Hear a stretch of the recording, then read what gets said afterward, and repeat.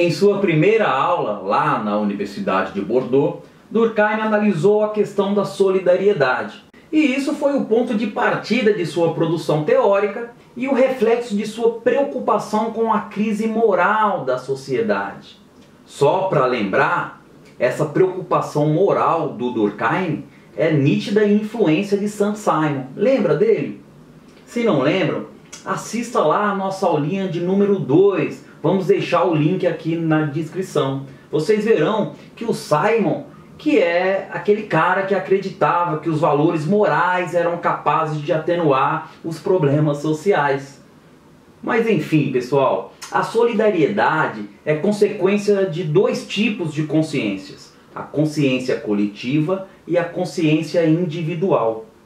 Cada indivíduo possui uma consciência individual que sofre influência da consciência coletiva. E a consciência coletiva é a combinação das consciências individuais de todos os homens ao mesmo tempo. Quando dizemos homens, homens, mulheres, crianças, enfim, é a consciência da coletividade. A consciência coletiva é responsável pela formação de nossos valores morais. E ela exerce uma pressão externa aos indivíduos no momento de suas escolhas. Por isso que a soma da consciência individual com a consciência coletiva forma o ser social. Então, lembra que o Durkheim está buscando a estabilização da sociedade. Essa sociedade que passa por crises sociais. Nessa busca, ele concluiu que uma sociedade é coesa e estável de acordo com o grau de consenso entre os indivíduos que formam essa sociedade. Olha que loucura! A coesão social, a estabilidade dessa sociedade, depende do grau de consenso entre os seus indivíduos. Isso é importante porque vão derivar dois conceitos: o conceito de solidariedade mecânica e o de solidariedade orgânica.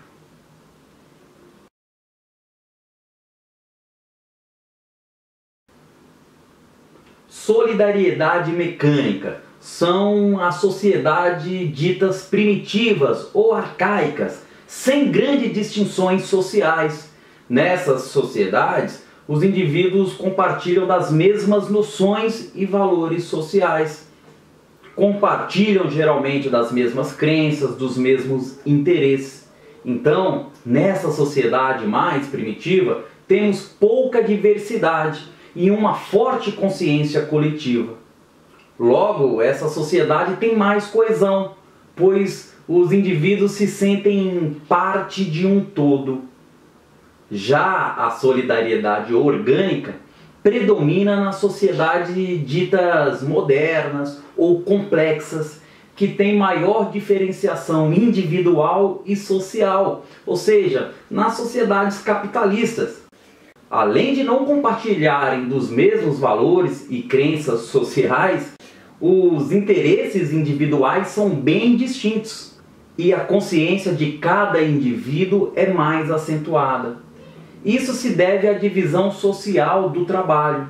E na consciência coletiva se resolve na percepção de que todos são indivíduos. Para lembrar, sociedades primitivas, solidariedade mecânica, consciência coletiva. Sociedades modernas, solidariedade orgânica, consciência individual. Só pensarmos numa tribo de índio, por exemplo. Numa tribo de índio, não temos grandes distinções sociais. Dentro de uma tribo indígena, os indivíduos são relativamente iguais, ou seja, eles acreditam nas mesmas coisas, têm os mesmos interesses. Logo, nessa sociedade haverá uma consciência coletiva maior. Não é comum vermos o índio falar meu rio, minha árvore, minha caça. Geralmente, nosso rio, nossa tribo. Já numa sociedade capitalista, muito mais complexa, as pessoas são muito diferentes socialmente. Não só socialmente, como materialmente, culturalmente, financeiramente. Os interesses são distintos, as crenças, os valores. Logo, impera nessa sociedade uma consciência individual. As pessoas são mais individualistas mesmo. E já que há menor consciência coletiva e mais individualismo, o que fazer para que essa sociedade não se transforme em um caos? Aí entra a parte que nós adoramos, o direito. Para Durkheim, o direito vai servir para a manutenção da coesão social. O Durkheim é muito objetivo. Lembre-se que ele vem de uma escola positivista. Então, para ele, o comportamento ilícito é uma ofensa à consciência coletiva. Contraria os padrões de solidariedade e pode causar a desarticulação social. Mas, ao mesmo tempo, o desvio é um fato social normal, já que é decorrente da própria dinâmica social. Inclusive, este desvio pode até vir a ser aceito com o tempo, pois a sociedade está em constante transformação. Só para reforçar essa questão no estudo da sociologia jurídica. Numa sociedade marcada pelo aprofundamento das diferenças sociais, as normas jurídicas, para alcançar a todos como lei, devem adquirir uma forma geral e abstrata.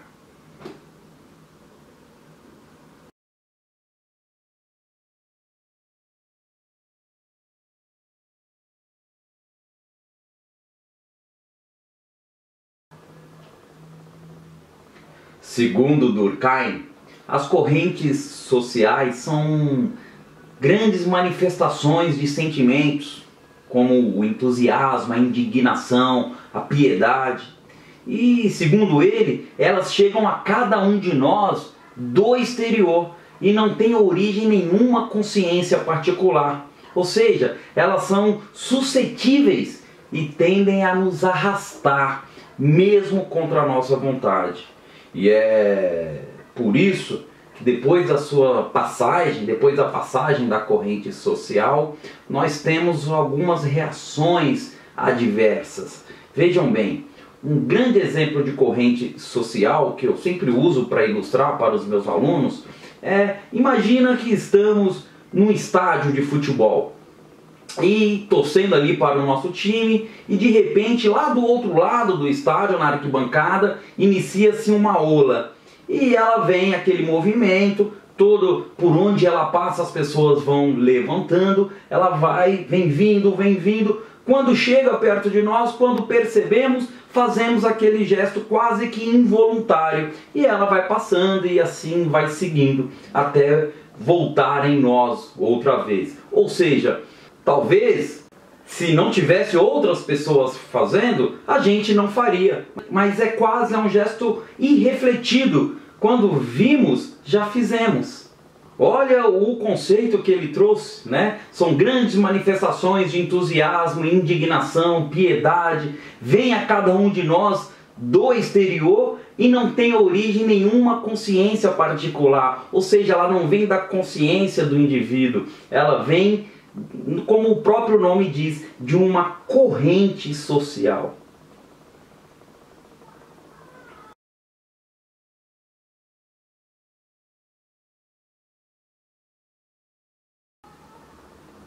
O conceito de correntes sociais explica as reações em cadeia na sociedade.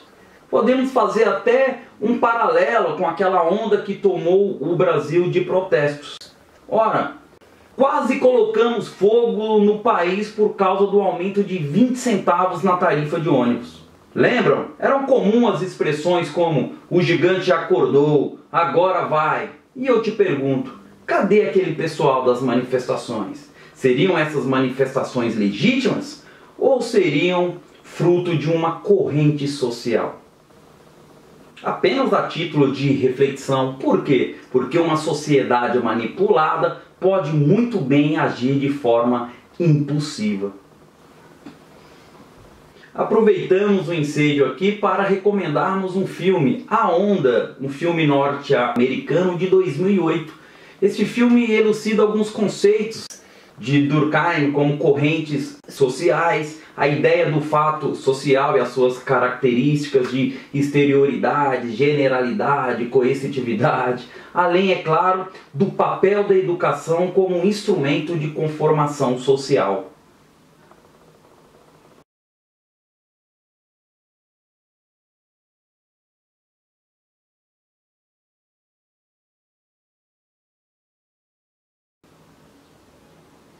Lembra quando falamos lá no começo do vídeo que o Durkheim usa o método funcionalista? Ele compara a sociedade a um corpo vivo? E nesse corpo os órgãos trabalhariam em função da harmonia de todo o organismo? Pois é, vejam bem, se tudo na sociedade está interligado, qualquer alteração afeta todo o corpo social. Olhem bem a expressão. Se temos problema em algum órgão, todo o corpo é afetado. Olha, pessoal, quando um fato põe em risco a evolução, a harmonia, põe em risco a coesão social, Durkheim vai dizer que a sociedade, o corpo social, possui uma patologia, uma doença. O sentido é esse, mas ele criou uma expressão própria. E você precisa guardar essa expressão. Por quê, professor? Porque os examinadores adoram te perguntar isso. Vamos lá então. A sociedade possui uma patologia, possui uma anomia. Uma sociedade doente, então, é uma sociedade anômala ou anômica. O termo anomia aqui pode ser muito bem entendido como ausência de regramento, ausência de ordem, uma desordem. Prestem atenção, pessoal. Na teoria de Durkheim, as crises sociais em geral acontecem devido à anomia social. Partindo deste raciocínio, as crises sociais seriam provocadas pelo desregramento e seriam resolvidas como? Com a criação de instituições públicas, e essas instituições sempre devem se impor aos membros da sociedade. As instituições são conservadoras por essência. Então, seja a família, a escola, o governo, a religião, a polícia ou qualquer outra instituição, elas agem contra as mudanças e agem também pela manutenção da ordem vigente. É sempre aquela máxima do Durkheim, pessoal. A sociedade existe independentemente do indivíduo.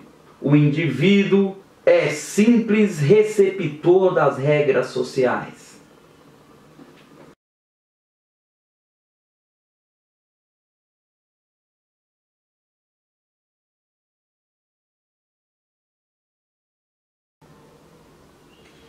Essa parte da aula é bem legal.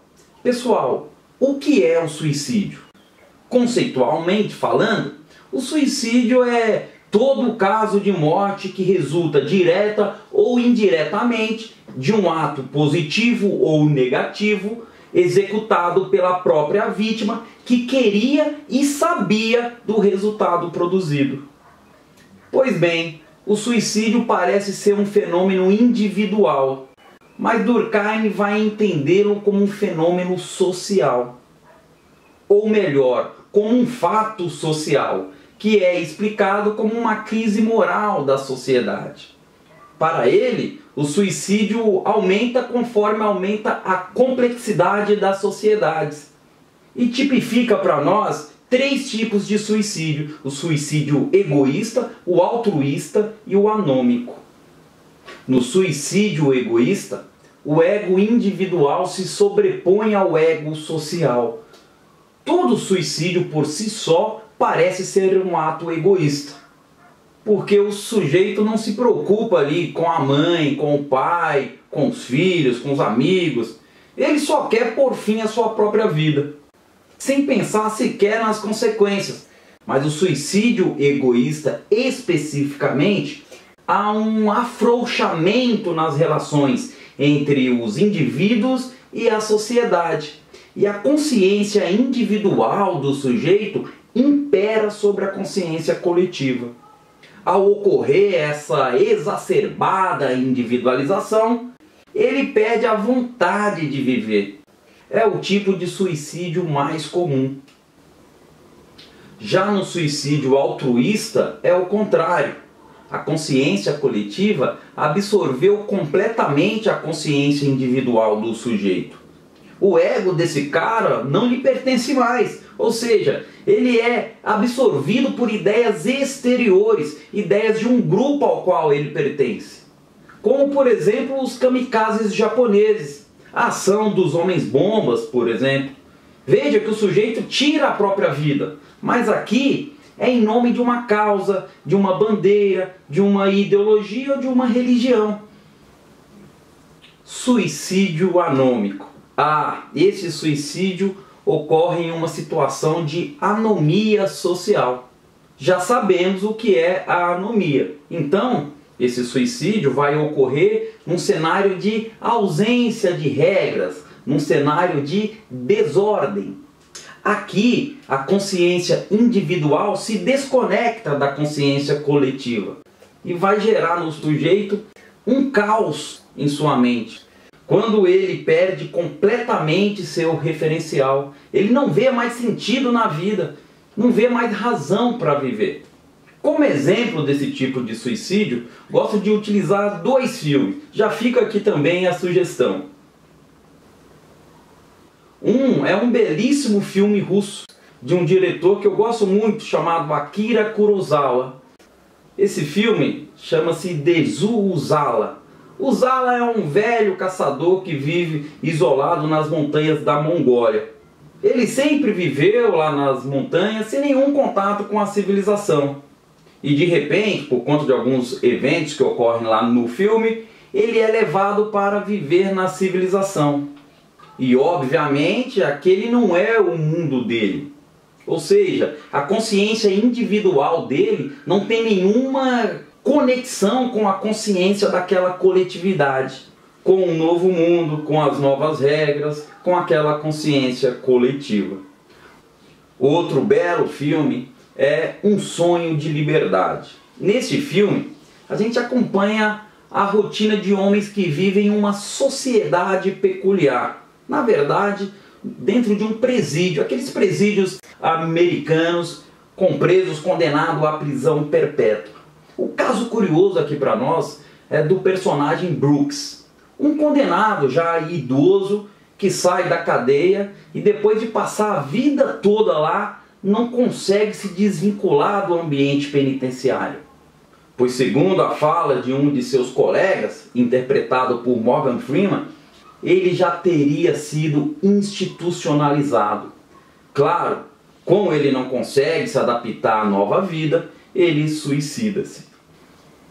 O que o Durkheim quis deixar claro aqui para nós é que, embora o suicídio seja um ato individual, apesar de partir unicamente da vontade do suicida, não é um ato isolado, pessoal. O suicídio está, de certa forma, vinculado com o meio em sua volta. Ou seja, é impossível para o Durkheim dissociar a relação entre indivíduo e sociedade.